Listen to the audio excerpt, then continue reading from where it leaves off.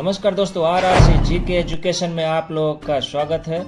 आज हो गया 8 सितंबर 2024। RRC GK education current affair में मोस्ट आईएमपी महत्वपूर्ण जो भी आगामी परीक्षाओं के लिए बहुत ही हेल्पफुल रहेगा और महत्वपूर्ण इम्पोर्टेंस ऑफ क्वेश्चन MCQ के तौर पे आपको बताया गया हुआ है। तो आज 8 सितंबर 2024 करंट अफेयर्स जितने भी इम्पोर्टेंट प्रश्न बन सकते हैं सारे हम इस वीडियो में कवर करेंगे, तो पूरे वीडियो को लास्ट एंड तक ध्यान से देखिएगा। तो आइए शुरू करते हैं हम अपने पहले प्रश्न से।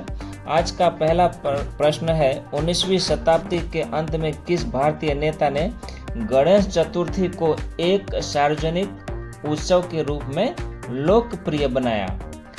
तो मैं आपको बताता हूं कि इसमें राइट आंसर हो जाएगा ऑप्शन डी, बाल गंगाधर तिलक जी ने इसको लोकप्रिय बनाया है। और आपको बताता हूं इसमें कि गणेश चतुर्थी को 19वीं सदी के अंत में प्रमुखता मिली, जिससे बाल गंगाधर तिलक ने भारत के स्वतंत्रता संग्राम के दौरान एकता को बढ़ावा देने के लिए लोकप्रिय बनाया। अब देख चलते हैं अगले प्रश्न की तरफ। हमारा प्रश्न है, किस भारतीय पैरा एथलीट ने पेरिस पैरालंपिक 2024 में पुरुष की ऊंची कूद में स्वर्ण पदक जीता, मतलब में गोल्ड मेडल उन्होंने जीता है? तो बता दूं मैं कि राइट आंसर हो जाएगा ऑप्शन सी, प्रवीण कुमार। भारतीय पैरा एथलेटिक प्रवीण कुमार ने 6 सितंबर 2024 को पेरिस पैरालंपिक में पुरुषों की ऊंची कूद में फाइनल के स्वर्ण पदक को जीता है उन्होंने। तो मतलब उन्होंने क्या जीता है? स्वर्ण पदक, गोल्ड मेडल, जिसको इंग्लिश में बोलते हैं गोल्ड मेडल उन्होंने जीता है प्रवीण कुमार ने। तो आपको इस तरीके से नोट में भी आपको बताता हूं कि नोट डाउन आप करते रहिएगा। तो भारतीय पैरा एथलेटिक किसने जीता है? तो प्रवीण कुमार ने क्या जीता है? तो गोल्ड मेडल उन्होंने जीता है 6 सितंबर 2024 को पैरा पैरालंपिक पुरुषों की ऊंची कूद में होगी।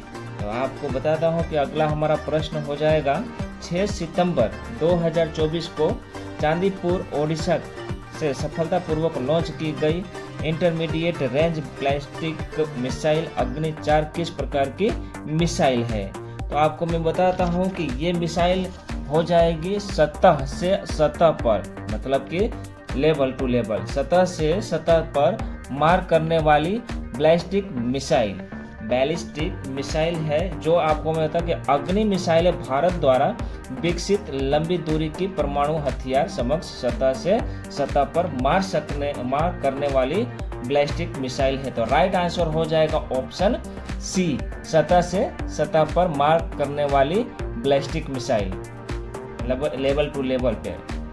चलते हैं अगले प्रश्न की तरफ। नेक्स्ट क्वेश्चन है, प्रति वर्ष दुनिया भर में विश्व नारियल दिवस भी मनाया जाता है। वर्ल्ड कोकोनट डे कब मनाया जाता है? तो आपको मैं बताता हूँ कि वर्ल्ड कोकोनट डे, विश्व नारियल दिवस, ये 2 सितंबर को मनाया जाता है। तो ये डेज भी आपको लर्न करना बहुत ही जरूरी है। तो ये डेज भी बहुत ही मोस्ट आईएमपी क्वेश्चन होते हैं। तो आपको मैं बताता हूँ कि ये हाल ही में 2 सितंबर 2024 को दुनिया भर में विश्व नारियल दिवस, वर्ल्ड कोकोनट डे मनाया गया। कौन से तारीख को? तो 2 सितंबर 2 सितंबर को मनाया गया है। आपको बता दो, पाठकों जितने भी छात्र हैं बता दें कि नारियल की बहुमुखी उपयोगिता एवं इसकी मांग के ध्यान से रखते हुए 2 सितंबर 1969 को एशियाई व प्रशांत नारियल समुदाय APCC को शुरुआत हुई थी। इसी दिन इंडोनेशिया के जकार्ता में APCC को स्थापना भी हुई, जिसके बाद संपूर्ण निरंतर विश्व नारियल दिवस मनाया जा रहा है। अब हर वर्ष इस दुनिया में हर वर्ष इस दिवस के दौरान विशेष थीम को साथ मनाया भी जाता है। चलते हैं अगले प्रश्न की तरफ। हमारा अगला प्रश्न है मोस्ट आईएमपी क्वेश्चन के तौर पे कि प्रधानमंत्री श्री नरेंद्र मोदी जी ने किस शहर में जल संचय जन भागीदारी पहल का शुभारंभ किया? तो आपको बताता हूं कि ये सूरत में उन्होंने शुभारंभ किया है। राइट आंसर हो जाएगा ऑप्शन सी, सूरत। प्रधानमंत्री श्री नरेंद्र मोदी जी ने शहर सूरत में ये भागीदारी जल संचय का शुभारंभ किया है। आपको बताता हूं कि ये प्रधानमंत्री नरेंद्र मोदी जी ने वीडियो कॉन्फ्रेंसिंग के माध्यम से गुजरात के सूरत जल संचय जल भागीदारी पहल का शुभ आरंभ किया है। इस पहल के तहत राज्य भर में लगभग 24,800 वर्ष जल संचलन रचनाओं को निर्माण सामुदायिक भागीदारी के साथ किया जा रहा है। कितने हजार? तो 24,800 वर्षा जल संचलन के रचनाओं का निर्माण किया जा रहा है। तो अगले प्रश्न की तरफ चलते हैं। अगला प्रश्न है किस केंद्रीय मंत्री को टाइम्स मैगजीन की AI की सबसे प्रभावशाली व्यक्तियों को सूची में शामिल किया गया है? तो आपको बताता हूं कि अश्विनी वैष्णव को शामिल किया गया है। तो राइट आंसर हो जाएगा ऑप्शन सी, अश्विनी वैष्णव। आपको बता दूं केंद्रीय इलेक्ट्रॉनिक्स और सूचना प्रौद्योगिकी मंत्री अश्विनी वैष्णव को टाइम्स मैगजीन की most influential people in the AI 2024 की सूची में शामिल किया गया है।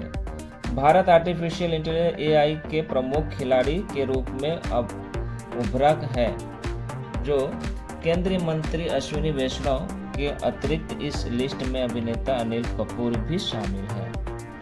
अगले प्रश्न की तरफ चलते हैं। हमारा अगला प्रश्न है हाल ही में किस राज्य सरकार ने पुलिस बल में महिलाओं को 33% आरक्षण की घोषणा कर दी है?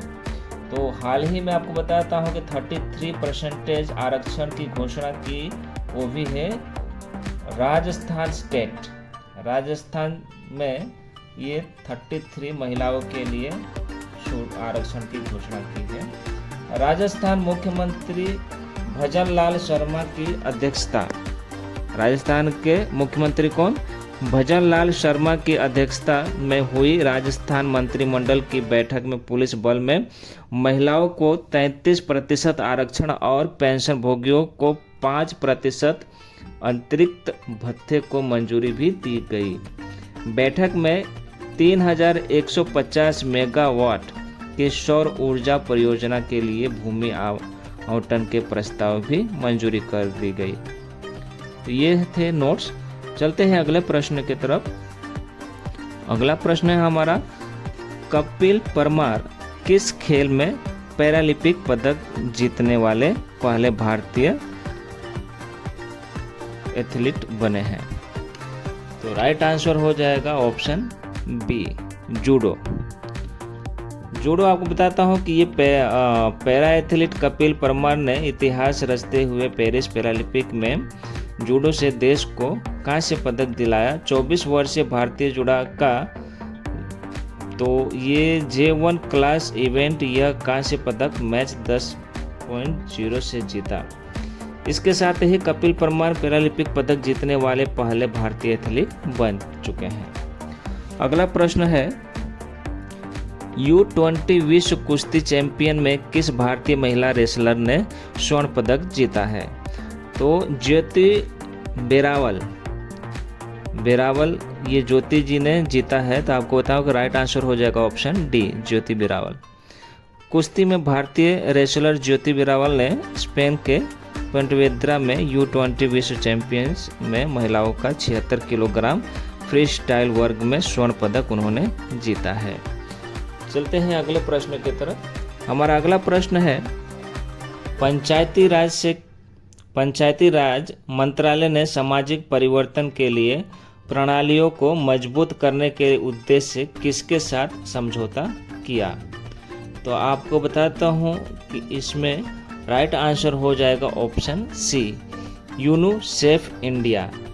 पंचायती राज मंत्रालय और यूनिसेफ इंडिया ने सामाजिक परिवर्तन के लिए प्रणालियों को मजबूत करने और समुदायों को शामिल करने पर सहयोग करने के लिए एक आवश्यक पत्र दिया, हस्ताक्षर किए। उन्होंने, आपको बता दो कि इस समझदारी का उद्देश्य मंत्रालय निवृत्त प्रतिनिधियों और पंचायती राज संस्थाओं और ग्रामीण समुदायों के क्षेत्र के लिए पदाधिकारी प्रभावित संचार के लिए तंत्र स्थापित करना और संस्थागत बनाना है।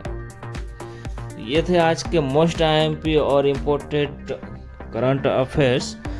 तो ये आप ज़रूर से ज़रूर एक बार वीडियो को सेव करके देख लीजिएगा, रिमाइंड कर लीजिएगा, रिवीजन कर लीजिएगा, तो बहुत ही हेल्पफुल रहेंगे। मिलते हैं नेक्स्ट वीडियो में।